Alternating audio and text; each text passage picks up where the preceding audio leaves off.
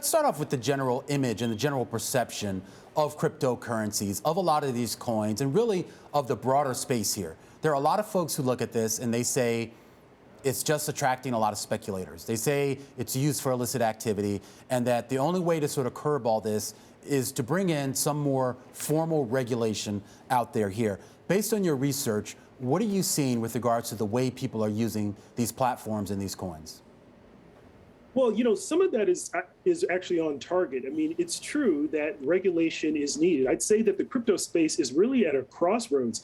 It's at a stage of sort of maturing where there has been a lot of use. Most of it has been speculation.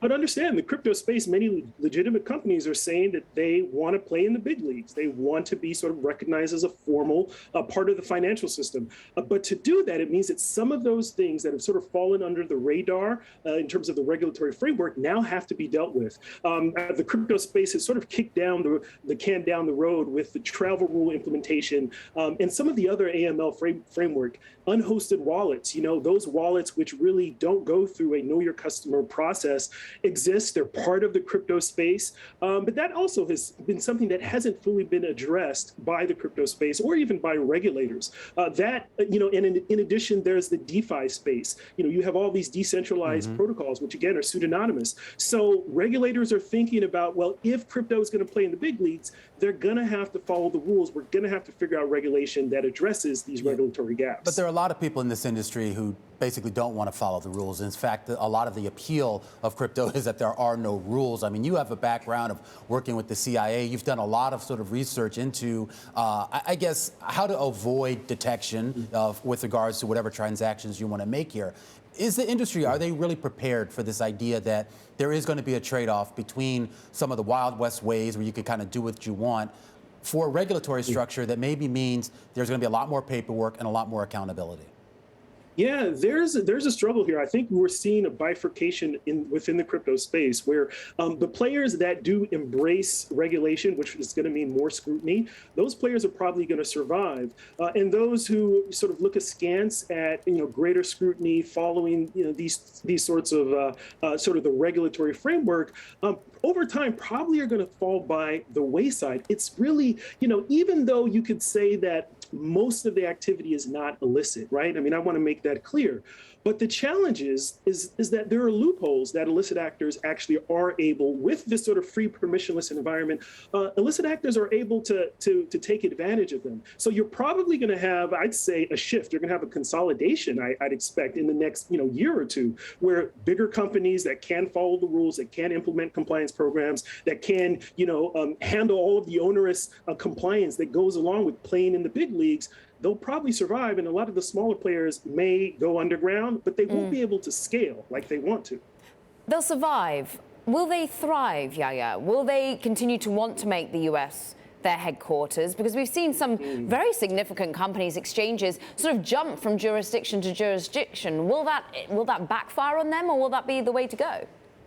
Well, that's only a temporary solution. And you're right that there are some jurisdictions that have welcomed some of the crypto companies with open arms and less rules.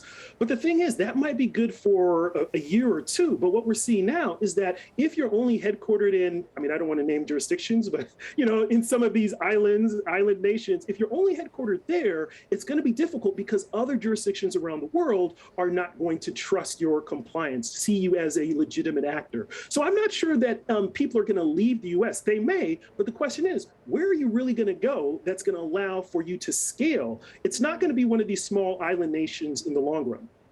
Big picture, though, too, regulation always lags innovation. Do you ever see a time when regulation can keep up and therefore sort of legitimize cryptocurrencies in a way, or does innovation sort of always outpace? Innovation does outpace, but I'll tell you what I think the crypto space has to do. The crypto space, some people argue that regulators need to sort of redo the framework to incorporate this new technology.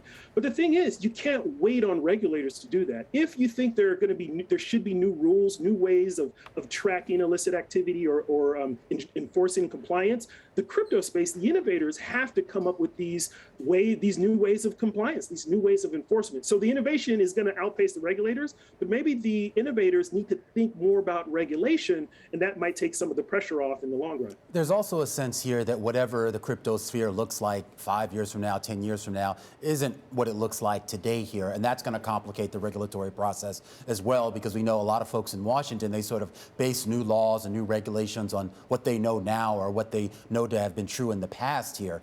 Talk about that mismatch here in duration and how that sort of gets reconciled. Yeah, that's very true. I mean, the thing about being a crypto business now that's trying to, let's say, launch a new product, I mean, you have to take it for granted that the crypto space is going to look so different. Take everything that's happening with stablecoins. If you're dealing with stablecoins in 2021, the writing is on the wall that in 2022, stablecoins are going to be regulated. Now, no one knows exactly how. Will you be considered a bank if you're going to issue a stablecoin? That's a possibility. But the thing is, how can you really, how can you be sure that your product is going to fit with this new regulatory environment? That seems to be the way things are happening. I mean, with the ICO phase, if you all remember the initial coin offerings back in 2017, there were a bunch of those. But by 2018, 2019, you couldn't, in the US, issue a new token and have that as your business model. Yaya, we've got about 20 seconds. When's first bit of regulation coming? 2021, 2022? I don't have the crystal ball, but I can tell you that folks are working on that probably as we speak. So I think you should look towards something in 2022 particularly.